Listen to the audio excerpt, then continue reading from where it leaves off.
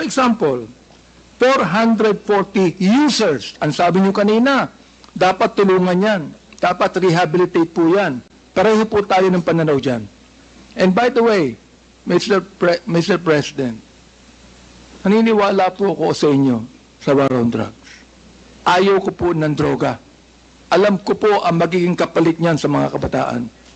Pero ang hindi ko maintindihan, kung bakit kinakailangang mamatay ang more than 20,000 people upang magapila mga drugs.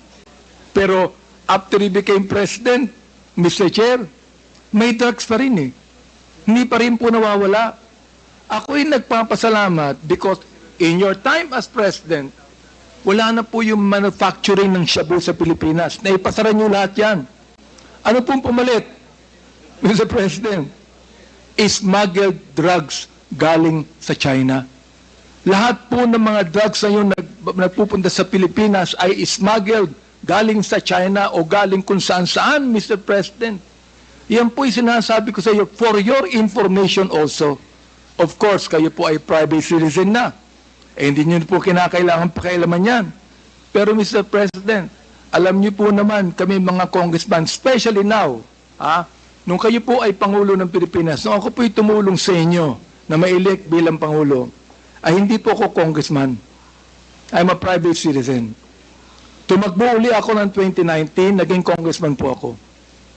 Alright, sa pang-apat at termino. Ako yung naging minority leader, ako yung naging deputy speaker, panahon niyo po yan, nung kayo nakopo. Ngayon ako po'y tinalaga, bilang chairman ng Committee on Human Rights. Wala tayong magagawa kundi imbestigahan natin lahat ng mga human rights violations. Tama, sir. Pero kayo po ang nagsabi na wala kayong pakialam sa human rights. At bakit po nyo nasabi yun? Hindi man ako empleyado ng human rights office. I'm not trying to be funny. Wala akong pakialam sa human rights. Wala naman ako, hindi ako sa Kongreso, hindi ako member ng whatever. Wala ako, malayo ako sa human rights. So, Mr. Chair, wala akong pakialam. Pwede ko pang sabihin sa inyo na mali kayo. Bakit? Kayo ang Pangulo ng Pilipinas. Meron kayong pakialam sa human rights. Mali kayo ron. Tama ho ba ako? Meron kayong pakialam sa human rights. Hindi lang kami, kundi ang Pangulo ng Pilipinas merong pakialam sa human rights yan. Oo. Kaya pati ang ICC nag-iimbestiga dito. Sabihin ko sa inyo, ako ang unang nagsabi na hindi ako magbibigay ng anumang dokumento sa ICC sapagkat if I do that, then I am surrendering the sovereignty of this country. Correct, sir. I appreciate. Totoo po yan. Sinabi ko po yan. Sabi ko kung gusto nila mag-imbestiga, they do it on their own. But not use us in the committee. Opo. Ang kinakalungkot ko lang po, Mr. President, mukhang nagsasalita po kayo na hindi po sang-ayon sa napag-aralan yung batas. Yung human rights po, nasa Constitution po yan. Kayong tatlong abogado ni Mr. President, turuan nyo ang kliyente nyo. Hindi ba nasa Constitution yun? Attorney Delgra, hindi ba nasa Constitution natin ang human rights? Yes. Na kailangan, sir, 98. Hindi po, sandali lang po, Mr. President. Tatanungin ko lang po yung abogado nyo, sapagkat siya ay isang resource speaker, nasa Constitution po ba ang human rights? Opo, sir. Ayun. Nasagot po niya. So, Mr. President, nasa Constitution po yan, at ang unang-unang dapat tumupad ng Constitution, sino po?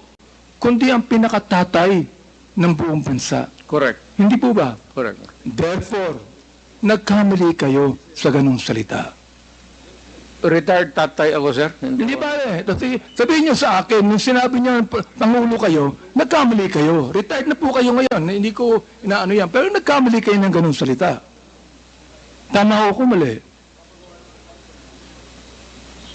Hindi mo sagot. I cannot debate with you on this, sir. No, but Mr. President, I will not allow you to debate on me. Because if you debate and argue with me, I will even tell you that you're out of order. Kaya nga. Because any resource speaker cannot debate with any member of the Quadcom. Ang tinatanong ko lang, Mr. Chair. Congressman ako, sir. Opo. Ang tanong ko lang, dapat kayo po ang tumupad ng human rights bilang tatay po ng buong Pilipinas. Sinabi ni Atty. Delgra, nasa Constitution po yan. Sinabi nyo kanina, wala kang pakialam sa human rights. May pakialam kayo. Sir. Hindi po ba, Mr. Chair? Sir, magprangkahan tayo, sir. Opo. Sige po. Pagka ganun talaga, mayor ka, pagka criminal ka, mainit talaga ako sa iyo.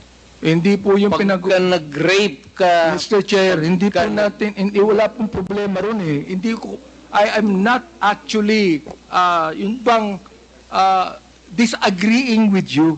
I fully agree with you, Mr. Chair, Mr. President. But, still, being the President of the Republic, you must be the first man that should uphold the constitutional provision on human rights. Am I right, Mr. Yes. Chair? Yes. I did it. Salamat po at inamin nyo.